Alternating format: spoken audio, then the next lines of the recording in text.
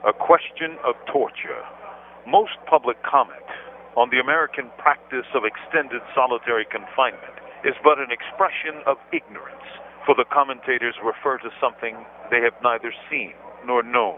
For tens of thousands of men, women, and juveniles, U.S. citizens all, they know this phenomenon as reality, for they awaken it, they dwell in it, and they fight the fires of hell in it. It is, after all, a political institution, initiated, maintained, and continued by a political institution, prison, and sanctioned by the highest political institutions of the state, legislatures, judges, and governors. It is the logical endpoint of decades of tough talk by pundits and politicians alike who vie to be the toughest on crime. Lock 'em up, throw away the key.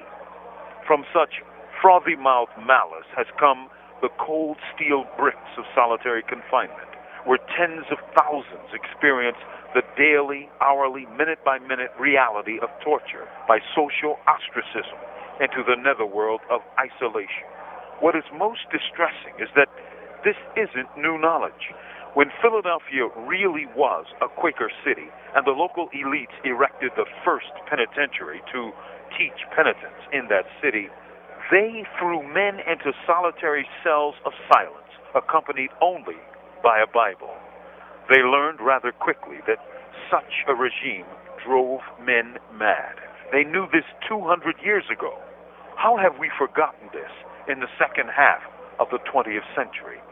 The skunk in the room is the dismal art of politics and the dungeons of our present, where over 100,000 people dwell in never-ending hell. That's the grim result. For our politics is but an expression of our fear, and fear is the currency of our media. Racial fear, class fear. And where there is fear, there is hatred. And where hatred, violence. And what violence is greater than state violence?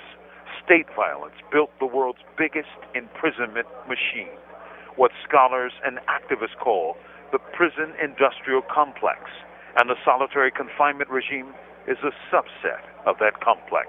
Now, the so-called tribunes of the people, the media, have announced what we've known for decades, that solitary is torture. You think? It was torture in the 1800s. It was torture in the 1970s. It's torture today, and it'll be torture tomorrow.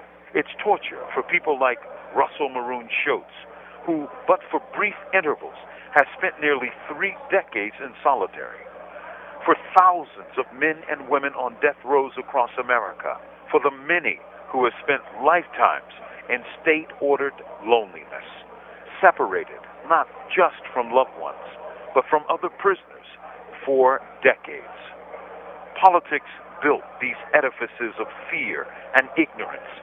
Only an enraged citizenry can bring them down. Now is the hour.